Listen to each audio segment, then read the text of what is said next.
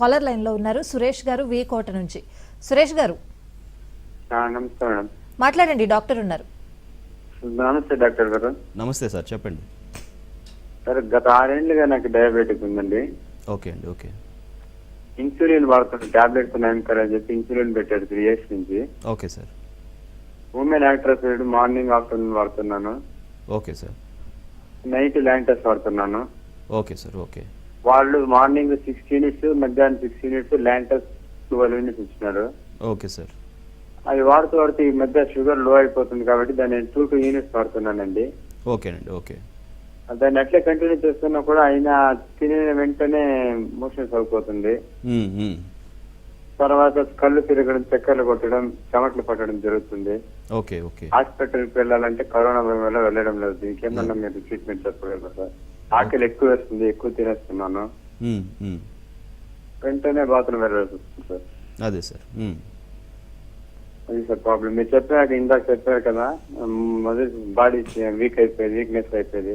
అవును. 80 kgs ఉంది, ఇప్పుడు 45 kgs ఉన్నాను sir. Okay. Okay. Okay. Weight loss అయింది. దీనికి ఏదైనా ట్రీట్మెంట్ చెప్పగలరా? Right sir, definitely sir. So ఇది అంటే ఇక్కడ మనం బాగా గుర్తించాల్సిన అవసరం ఏంటంటే, చాలామందికి టైప్ 2 డయాబెటీస్లోనే ఉంటారు.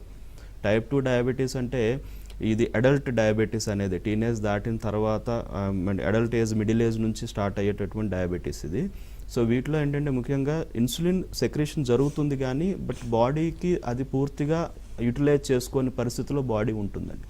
దానివల్ల మనం తినే ఫుడ్లో ఉండే గ్లూకోజ్ అనేది క్యారీ అవ్వదు బాడీకి. సో క్యారీ అవునప్పుడు ఆటోమేటిక్గా ఈ సెల్స్ వాటన్నిటికీ కూడాను న్యూట్రిషన్ వెళ్ళదు. న్యూట్రిషన్ వెళ్ళినప్పుడు అక్కడ ఉండే ఫ్యాట్ అనేది కరిగిపోతుంది, అలాగే మజిల్ అనేది గ్రోత్ అనేది ఆగిపోతుంది, తద్వారా వెయిట్ లాస్ అనేది వస్తుంది. అందుకనే మీరు కూడా వెయిట్ అనేది బాగా తక్కువగా ఉన్నారు. ఈవెన్ ఇన్సులిన్ మనం చాలా వరకు బయట నుంచి అంటే టైప్ 2 డయాబెటీస్ అనేది కేవలం చాలా వరకు ట్యాబ్లెట్స్ మీద నడుస్తుంది సార్. బట్ ట్యాబ్లెట్స్ అనేది పనిచేయనటువంటి పరిస్థితిలోకి వెళ్ళిన తర్వాత టైప్ 2 నుంచి టైప్ 1 కూడా మారే అవకాశం అనేది బాడీకి ఉంటుంది.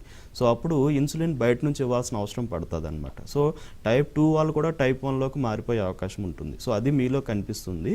సో దీనివల్ల ఏంటి, ఇన్సులిన్ తీసుకుంటున్నా కూడా అది బాడీకి ఒకసారి ఎక్కువ అవ్వచ్చు, లేదంటే ఒక పూట తక్కువ అవ్వచ్చు. దానివల్ల మనకి ఆకలి విధానంలో మార్పులు వస్తాయి, వీక్నెస్ గానే ఎక్కువ కనిపిస్తుంది, షుగర్ లెవెల్స్లో హెచ్చు తగ్గులు బాగా అధికంగా కనిపిస్తూ ఉంటాయి. సో వీటన్నిటి వల్ల మీరు చెప్పే సిమ్టమ్స్ అనేవి ఉన్నాయండి. రెండోది ఏంటంటే, మీరు అధికంగా ఫుడ్ అనేది మనం తీసుకున్నా కూడా ఆకలి అనిపించి డైజెస్టివ్ సిస్టమ్ అనేది పూర్తిగా దాన్ని డైజెస్ట్ చేసుకునే పరిస్థితిలోకి ఉండదండి. సో అందువల్ల ఏమవుతుందంటే లోపల పేగులు ఇరిటేషన్ స్టార్ట్ అయిపోతుంది, మోషన్స్ అనేవి రిపీటెడ్గా అవడం జరుగుతుంది. ఐబిఎస్ కూడా డయాబెటిక్ పేషెంట్స్లో ఐబిఎస్ అనే డిసీజ్ కూడా మనం చూస్తూ ఉంటామండి. సో ఇలాంటి పరిస్థితుల్లో మీ బాడీ అనేది ఉందండి. దీనికి హోమియో చికిత్స ఏంటంటే, ఒకటి ఈ యొక్క అంటే మీరు వాడుతున్నటువంటి కండిషన్ అనేది అబ్జర్వ్ చేసుకొని మీ యొక్క క్రానిసిటీ, డిసీజ్ యొక్క క్రానిసిటీని అబ్జర్వ్ చేసుకొని బాడీ నేచర్ని బట్టి మెడిసిన్ ఇవ్వాల్సిన అవసరం పడుతుంది సార్. అంటే కంప్లీట్ హిస్టరీ కంప్లీట్గా తీసుకొని మీ బాడీకి తగ్గట్టు, ఇప్పుడున్న డిసీజ్ కండిషన్కి తగ్గట్టు హోమియోపతి మందులనే వాడాలండి. డయాబెటీస్ చూసుకుంటే హోమియోలో చాలా రకాల మెడిసిన్స్ చూపిస్తారండి. బట్ మన బాడీకి ఏది కరెక్ట్గా, ఈ స్థితికి ఏది కరెక్ట్గా సూటబుల్గా ఉంటుంది అంటే ఒక 3-4 సంవత్సరాల ముందు స్థితికి ఇప్పుడు స్థితికి మార్పు ఉంటుంది కాబట్టి మెడిసిన్స్లో కూడా చాలా చేంజెస్ జరగాల్సిన అవసరం ఉంటుందండి. సో హోమియోపతి వైద్యం తీసుకుంటే కనుక ఈ సిమ్టమ్స్ అన్నీ మీకు నార్మల్ అవుతాయి, వెయిట్ లాస్ అనేది ఆగిపోతుంది, వెయిట్ చిన్నగా గెయిన్ అయ్యే అవకాశం ఉంటుంది, బాడీ మళ్ళీ వీక్నెస్ నుంచి యాక్టివ్ అవ్వడం అనేది చూస్తామండి. తద్వారా షుగర్ లెవెల్స్ కంట్రోల్ అయినాక మనం ఒకటి గ్రాడ్యువల్గా మెడిసిన్స్ కూడా తగ్గించుకునే అవకాశం అనేది డెఫినెట్లీ ఉంటుంది సార్.